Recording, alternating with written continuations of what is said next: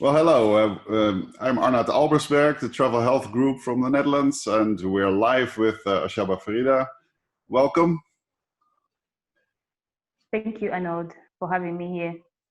Yes, we have talked before, but for the people that haven't seen you before, can you give us a brief introduction about yourself and where you're from? My name is Ashaba Faridah. I am a pilot from Uganda, East Africa. I'm also the founder and CEO of Bambino Life Foundation, an organization that promotes girl child education and empowerment, and also caters for the welfare of children. Yes, and well, thank you for your introduction. And yeah, we came into contact a while ago because we had a sort of a common goal to protect people from malaria, from the malaria mosquito. You have been a great help with your Bambino Life Foundation with reaching out with mosquito nets. Can you tell us what we have achieved so far? Yes, we partnered with Care Plus Netherlands. That's you guys. I think starting that was 2018, and one of the goals, like I said, because we have promoting girl child education and empowerment, one of the things that prevent girls from staying in school, besides early pregnancies and all of that, is the malaria pandemic. It is very, very common to find in rural areas children dying from, malaria. And when we came together with Care Plus, we had this common goal of eradicating malaria 2030, and we thought we'd be able to go in these rural areas in different parts of Uganda and be able to create or teach them, sensitize them about malaria, cutting their bushes around their houses, and then also keeping themselves safe from mosquitoes. But more than that, Care Plus was donating, and is still donating mosquito nets, treated mosquito nets, and we give them to people in rural areas, and they've been helping them because they've been cutting down on the rate of malaria in rural areas. Yeah, amazing. And yeah, then came COVID-19 in early 2020. So 2020. Yeah, so 2020 it started here at least, and so what we have experiencing is that it has an impact here in the Western world, but I think it's a worldwide pandemic, of course, and it also impacts basically our other big goal, to eradicate malaria. Can you tell us a little bit about Uganda and how COVID-19 has impacted our common battle against malaria? Well, when it comes to the COVID pandemic, one of the things that Uganda did is they got ahead of it. Even before we had any cases, before we had any deaths, the president had already put the country under lockdown. They had already closed the borders. So I wouldn't say we have even exceeded 40 deaths since the pandemic started, because there have not been many. Yes, the government really went behind it, and they closed off so many places way before we even had any cases. They had closed off the schools, that closed off the borders, the airport was already shut down. So one of the things that has been affecting our activities, especially the outreaches that we have been doing, because normally when we host them, we host about 500 girls, and sometimes we have some boys included, or 600 or more. Because these are big gatherings, the president put a stop on big gatherings. So we have not been able to go in rural areas as much as we would have wanted. But then at the same time, I feel like because of COVID, many people have been forced to stay within, and we all know what happens, because then that means now the risk of malaria is more, because sometimes mosquitoes like dark places, they're always inside the houses and all that stuff, because if you're not going out more, you've been having more cases of malaria that have risen up. And with COVID and malaria, that is now like immunity is clashing, but it has put the stop to most of the activities we have been doing. We have just been waiting for this year to end so that we can resume 2021, going back into these rural areas and, giving out the nets and sensitizing them about malaria. But COVID set us back. This entire year, we have not done anything much. We have only done like one outreach. We have not been able to do as much as we would have wanted, because if you're looking at the goal of end malaria by 2030, there is still so much more to be done. And this year feels like we have not done much as we would have wanted to do. Yeah, so I've been looking on some numbers from the WHO, and they're really not very positive, because in the last 15 years, we managed to halve the infections and deaths because of malaria, and we were, I think, around 420,000 cases per year, deaths per year, which is still, of course, needs to go to zero, that's for sure. But because of what you are telling, and which is also happening in other endemic malaria areas, is that it's on the rise again. And basically, we're back at the start again, and close to potentially 1 million deaths this year. So that's a really a setback, but it will only... And then also, sorry to cut you off, one of the things that most people don't know is currently malaria kills more people per day than COVID does. Absolutely. Worldwide. And, there are more deaths from malaria than COVID-19. Yes, and not only this year, it's already, well, as long as we know that there is malaria. Yes. So you're very right. So for us, it's even more an encouragement to be ready when we can do more outreaches with you. And in a way, it's a bit strange, because they don't allow the gatherings and the traveling. But on the other hand, it's also a pandemic, malaria. True.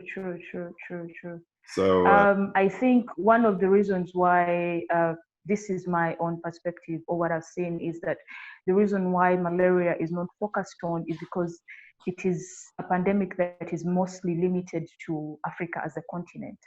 So it does not affect most of the Western world. And that is why there is not so much awareness around it, because when it comes to COVID, this is something that has affected, the whole of the continent, Mm-hmm. So that is why everyone is talking about it. But malaria kills more people than COVID in such ridiculous numbers. Every minute that passes, there is someone dying from malaria, but because it's not a global thing, there is not much awareness, and yet so many people are dying. And that is why it is very, very important to create this awareness about it and sensitize people about it, because it is very, very fatal, especially since most people in rural areas cannot afford medical help. Yeah. Yes. So. And well, of course, there are all kinds of initiatives with vaccine development, but it will take some time before that that is implemented in the countries. Do you know Yes. What the plan is in Uganda? Does the government has a plan of making it obligatory? I've not heard about that. I've not heard about the government trying to work towards a vaccine. But I know that there are organizations around here that are also working towards malaria, eradication of malaria. I know that there was a time whereby the government was giving out mosquito nets.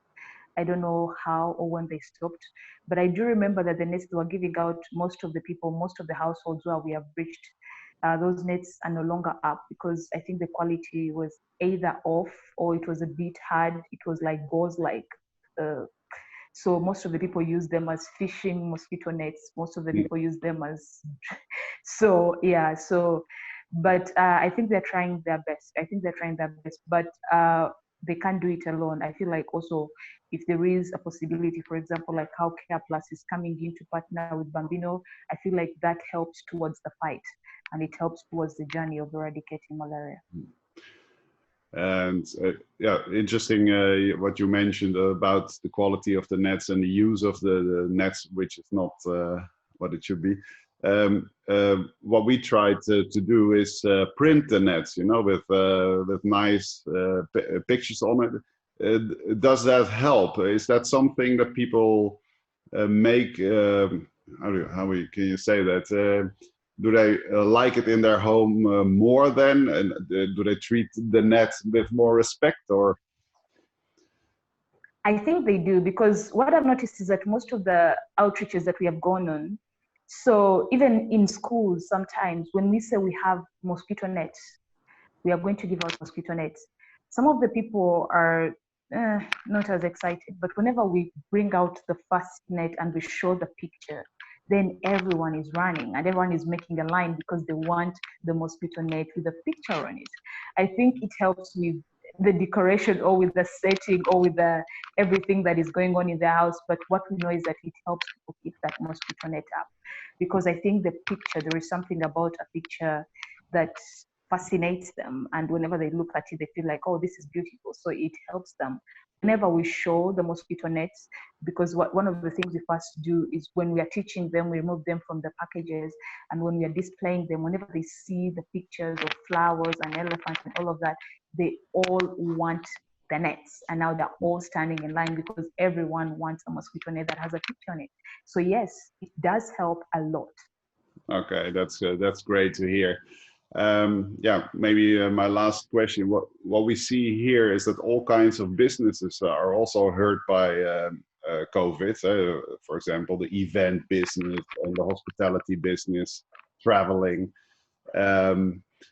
But you see all kinds of sort of creative initiatives to try to get back in motion. Is there something we could think of together in Uganda to make sure that it is allowed again to do outreaches? Do you need maybe face masks or sanitizers? Is that hand sanitizers? Is there something we could do in the meanwhile? Yes, I feel like, thank you for bringing that much up, because that would really, really help. Having hand sanitizers and having face masks. The last time we did one of the outreaches, we went with, of course, it was a bit costly on our side, but when we went with masks and we went with hand sanitizers, it helped a lot, because not only does it help with the gathering, people are protecting themselves, they have the masks on, they have the sanitizer on, and they're safe. For their safety, they're safe. So you're teaching them about two things at the same time. You're teaching them about protection of COVID, against COVID, and then at the same time, you're creating that awareness about malaria, because let's face it, malaria is always going to be there, and it's always going to be killing people, especially people who cannot afford, proper medical attention. And unfortunately, most of these people are people in rural areas, because when they get the malaria, whenever they try to get to the hospital, sometimes it's already too late. Sometimes they do not have the proper medication, and this is what brings on a death toll to keep on increasing, especially in young children. So we cannot stop, and us stopping, I feel like we have failed. Some of the people would have helped, but we don't know how we can help them, because it is very important that we are there on ground, not only to give them nets, but to teach them how to use them, and also to protect themselves, because there are so many things that can bring malaria. The stagnant water around their houses, the dark corners, the trees, and all of that. They need to shed all that away, and we teach them this. And after we do that sensitization, then we give them the nets. So having masks and sanitizer would help on this fight. And do you know if those products are produced locally, or is everything imported into Uganda? Do you know that by any chance? Most of the sanitizers are produced locally, and also the face masks. That's because one of the things that we have been doing in the last outreach, we gave out reusable. That would be more important than a disposable one, because the disposable one, you give the person 2 masks, they throw them away, then what? How are they going to live beyond that?